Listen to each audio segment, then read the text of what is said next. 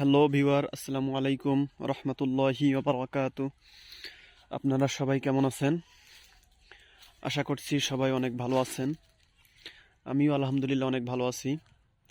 আজকে আমি আমার বাগানটা আপনাদেরকে ঘুরে দেখাবো, কারণ বাগানে আমরা লিচু বাগানের নিচে যেই জায়গাগুলো আছে সেই জায়গাগুলোতে কিছু শাকসবজি করছি। দেখতে পাচ্ছেন এখানে বেগুন, তারপরে এখানে দেখতে পাচ্ছেন কুমড়া, মাঝে মধ্যে ওইদিকে দেখতে পাচ্ছেন ফুলকপি, ধনিয়া, এগুলো লাগাইছি বাসায় খাওয়ার জন্য। আপনারা যাদের লিচু বাগান আছে তারা এরকম করতে পারেন।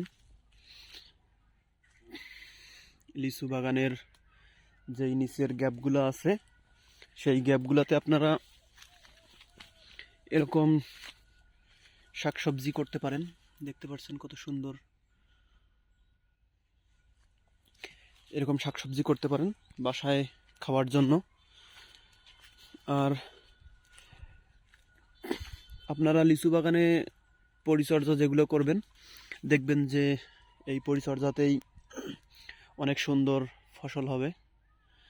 দেখতে পাচ্ছেন অনেক সুন্দর বাঁধাকপি হয়েছে, ফুলকপি, কারণ ফুলকপির তো এখন দাম নেই, তবুও বাসায় যেই জিনিসটা করা হয় সেই জিনিসটার অনেক স্বাদ ভালো হয়।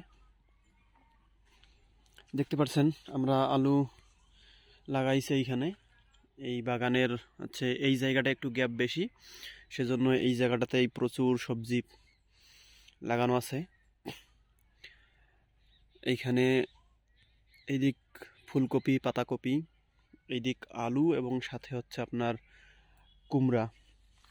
কুমড়া এটা ঠান্ডার শেষ হইতেছে, এখন এখন থেকে কুমড়া শুরু হবে।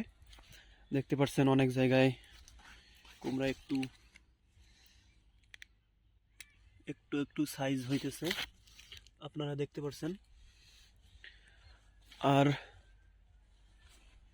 এইখানে আমরা কদু আর কুমড়া লাগাইছি।